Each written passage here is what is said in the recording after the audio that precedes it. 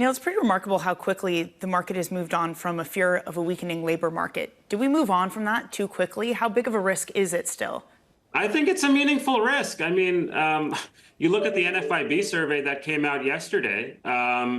More small firms are complaining about poor sales as their biggest problem, and so historically, that's coincided with increases in the unemployment rate. If you look at the broad scope of the labor market statistics, the unemployment rate being at 4.1%, that's more the outlier than anything else. I mean, things like the quits rate, the hires rate, the rate of job creation. I mean, these are sort of more consistent with the unemployment rate, somewhat higher than 4.1%. So I don't think we're out of the woods yet. I do think there's also some weaker GDP growth coming in the pipeline.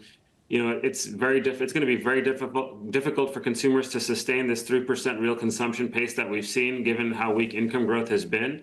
We've already started to see non-residential business equipment spending begin to moderate. We know that Boeing is having trouble over the next quarter or two. So you have weaker consumption, weaker equipment, and oh, by the way, the housing market's flat on its back. So, this is an economy that might be operating at a high level. On the surface, things look okay.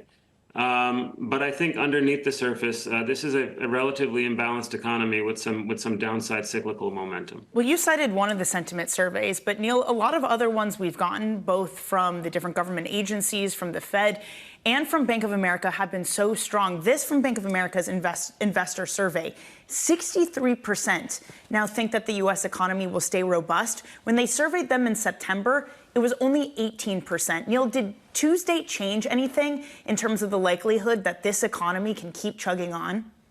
Well, look, I mean, I think that there is something to this idea of like the Trump confidence fairy sprinkling dust over the financial markets. But I also think it's prudent to kind of step back and think about what we're dealing with. The majorities in Congress that the Republicans will have, particularly in the House, are very thin. There is no Paul Ryan waiting in the wings with a plan ready to go for the Trump team to implement, okay? So I'd be dialing back the enthusiasm somewhat. And I do think that, look, I mean, the last administration probably went to the fiscal well one too many times, and that kind of constrains the choices that the Trump team has. So those expecting this kind of big bang sort of like tax cuts and fiscal spend, I think that that's going to be challenged somewhat. So in my opinion, I mean, I think it's only a matter of time really before the bond market kind of goes back to thinking about the underlying data. And my sense is that fixed income is undervalued here. And then, Neil, there's the items that we're calling bad for the market, what people don't really like, this idea of tariffs, and that's an unknown at the moment. What would you think of someone like Robert Lighthizer, Ambassador Lighthizer, moving over to the Treasury Department? I mean, look, I mean, the people voted for a hawkish trade policy, and so that's what they're going to get. But would that be markets negative?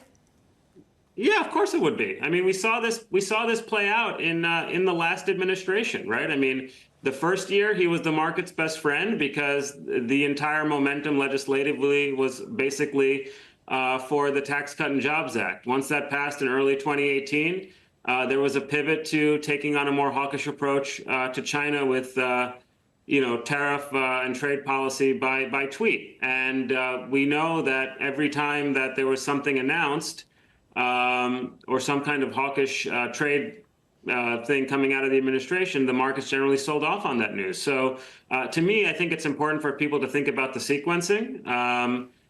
If the first year is more about deregulation and tax cuts and, what can they get done legislatively, that might be sort of more positive for markets. But if that's only used to then pivot to trade, then that'll be negative for markets. But all else equal, sure, tariffs are not a good thing for the companies that trade on the S&P 500, many of which are global in nature. And we know that if there are tariffs, that might invite retaliatory action from other countries where they're doing business.